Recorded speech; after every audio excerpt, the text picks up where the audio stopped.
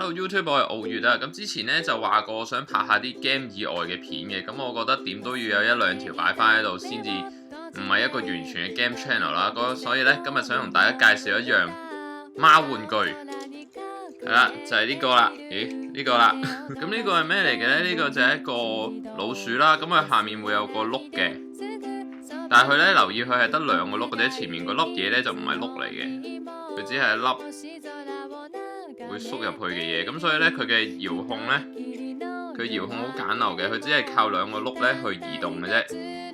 咁我哋今日就試下同我哋嘅貓大人互動一下呢一個嘅遙控老鼠啦。咁因為咧人哋送俾我嘅呢一個，所以咧佢嘅 packing 咧已經唔喺度啦。咁啊，大家即管望下呢一個就係佢個 packing 啦。好啦，咁我哋馬上測試下呢一個嘅遙控老鼠究竟係啲貓會唔會理佢咧？究竟？操控上都有啲困難，轉圈就冇問題啦。然之後咧，如果向前向後嗰啲咧，要慢慢嚟啊。如果唔係就會偏離咗嗰個軌道嘅。佢哋好似完全唔理我喎，完全無視我喎。喂，俾下面好喎。你哋太細粒，佢哋見唔到啊。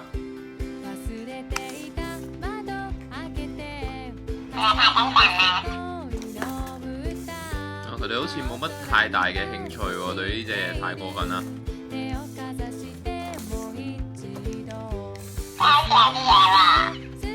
完全無視咗喎，喂，好，咁算點啊？咁樣會太懶啦，我主動出擊，死！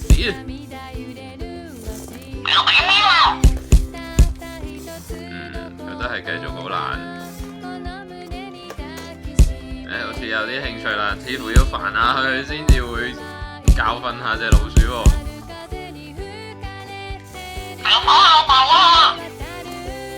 小黑就好醒啊，已經完全知道我拍緊佢而匿埋咗啦。呢隻貓就好似唔知我拍緊佢。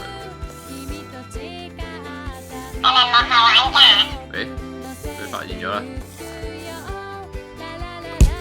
好啦，佢終於都有興趣玩啦，太好啦，喂！佢又發現咗我，因為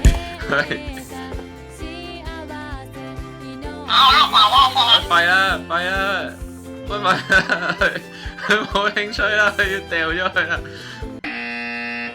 好啦，多謝晒大家收睇啦！如果大家喜歡嘅話，幫我撳翻個 like 同埋訂閱翻我嘅 channel 啊！仲要記得話俾你嘅 friend 聽，呢度原來有貓嘅嘢睇嘅喎，希望可以拍多啲唔同嘅片俾大家睇啦！我哋下次再見，拜拜。